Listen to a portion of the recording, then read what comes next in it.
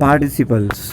In this chapter we shall show that just as we have verb nouns, so we have a verb adjective, that is a verb that acts as an adjective. इस chapter में हम जानेंगे कि एक verb adjective का भी काम करती है कैसे. Read the sentences below. Barking dogs seldom bite.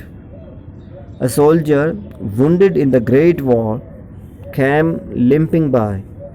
In the first sentence, the word barking tells about the dog and therefore behaves like an adjective.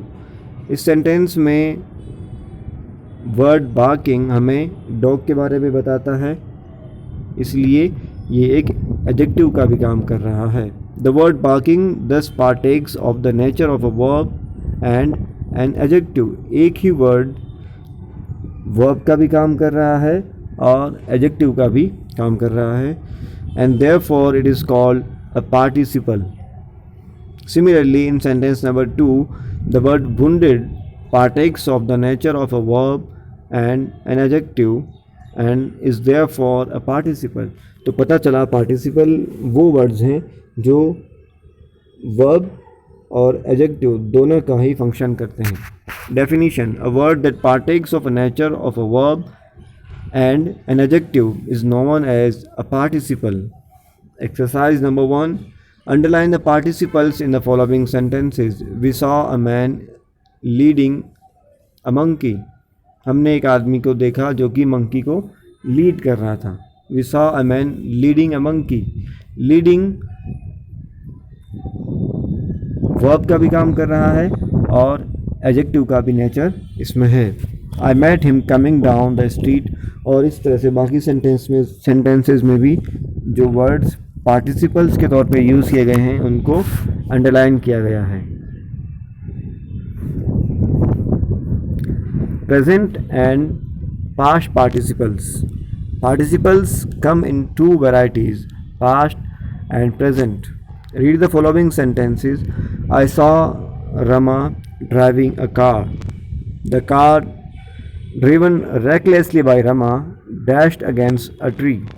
When I saw Rama, he was driving a car. The action of driving was going on. जब हम कहते हैं I saw Rama driving a car, तो इस sentence में action incomplete है. Or we can say the action is going on. Driving was going on or was incomplete or imperfect. But when the motor car dashed against a tree, the action of driving was finished or complete or perfect. So driving expresses an unfinished action. It is therefore present participle. जब हम driving कह रहे हैं, किसी verb के साथ में ing form use की जा रही है, तो ये प्रेजेंट पार्टिसिपल है क्योंकि ये अपने आप में इनकम्प्लीट होने को इंडिकेट कर रहा है या ये दिखा रहा है कि एक्शन गोइंग ऑन है या कंटिन्यू है. जबकि driven express is a finished action. यहाँ पर ये पता चल रहा है कि एक्शन कंप्लीट हो चुका है, अपने परफेक्शन को पहुँच चुका है. It is therefore in past participle. Further examples of past participles. I saw a cord stretched across the road. There were many trees laden with fruits. मैंने वहाँ there were many trees laden with fruits. वहाँ पर बहुत सारे पेड़ थे जो कि फलों से लदे हुए थे. यहाँ पर जो वर्ड laden है ये फिनिश्ड एक्शन को दिखा रहा है. ये दिखा रहा है कि कोई एक्शन कंप्लीट है, अपने आप में परफेक्ट है. The thieves caught in the act were severely punished. Exercise number 2.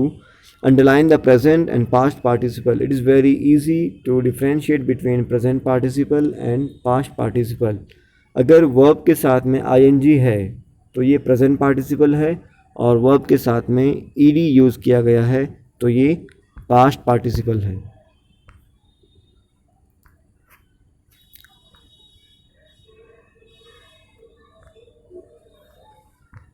As given in definition, participles ending in ing describe incomplete actions. They are called present participle. And participles ending in ed and t describe complete actions, and they are called past participles, as underlined in the exercise number 2.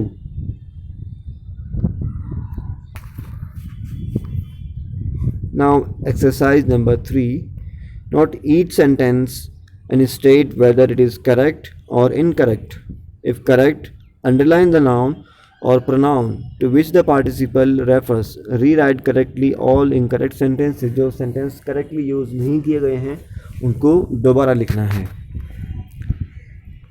Let's discuss the sentences. Wishing to borrow a book, यानी एक book को बोरो करने की wish.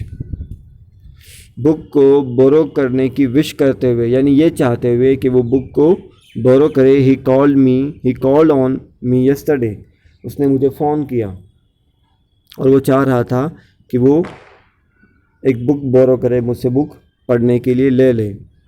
तो इस sentence में wishing एक present participle है और इसका रिलेशन है ही से.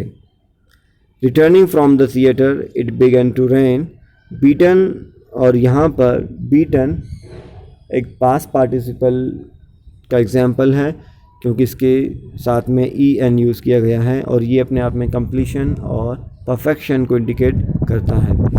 Beaten at every point the enemy fled from the field. हर जगह से मार खाकर, चोट खाए जाने पर enemy fled from the field, आखिरकार जो शत्रु दुश्मन था वो फील्ड से भाग गया.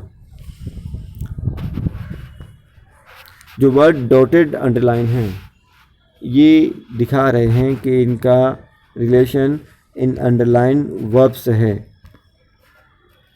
Here is a different example. While cleaning the cage the bird escaped. ये एक इनकरेक्ट सेंटेंस है.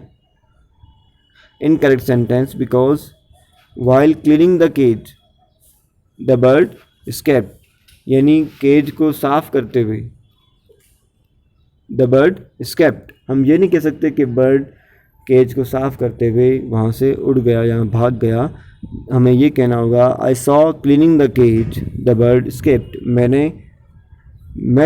हमें यहाँ एक दूसरे सब्जेक्ट को पुट करना होगा और हमने पुट किया I saw cleaning the cage. मैंने केज को यानी पिंजरे को साफ करते हुए नोटिस किया, देखा कि बर्ड एस्केप्ड हो चुका है, यानी वहाँ से उड़ के जा चुका है. जैसा कि यहाँ बताया गया है. Look at the sentence below. Walking along a road a boy found a watch. Here the participle walking refers to the noun boy. Now compare with the sentence below. Walking along a road, a watch was found. Here the participle walking does not refer to the noun watch. यहाँ पर जो participle walking है ये watch को refer नहीं कर रहा. The watch was not walking, क्योंकि वॉच अपने आप में वॉकिंग नहीं कर रही थी. Then who was walking? Obviously the noun और pronoun to which the participle walking should refer. Obviously वही इसको रेफ़र करेगा या उसी के लिए इसको रेफ़र किया जा सकता है जिसने इसको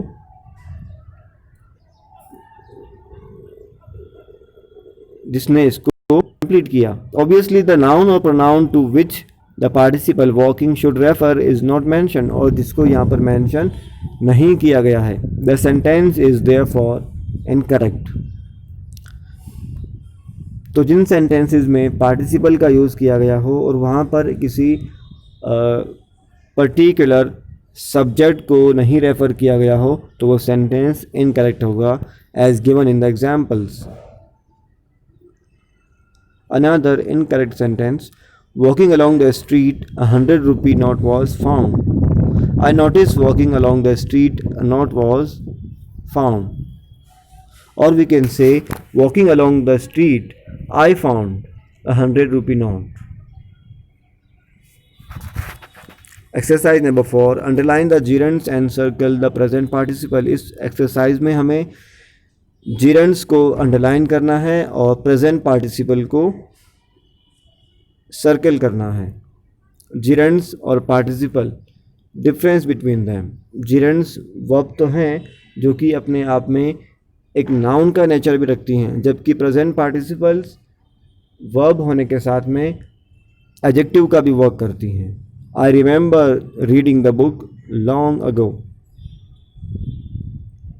रीडिंग यहाँ पर एक नाउन के तौर पे यूज़ किया गया है, इसलिए ये जिरंड है। प्रिपेयरिंग द मील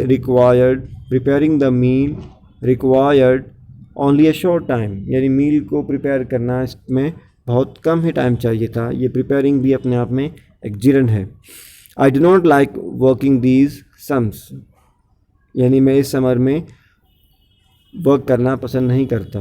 वर्किंग यहाँ पर एक जिरंड है। I saw mister Patel running for a बस। अब यहाँ पर वर्ब अपने आप में एक एडजेक्टिव का भी नेचर रखती है, therefore it is called a present participle. Similarly running is a present participle, rolling, carrying, feeling and hearing. They all are present participles. So it was chapter about participles.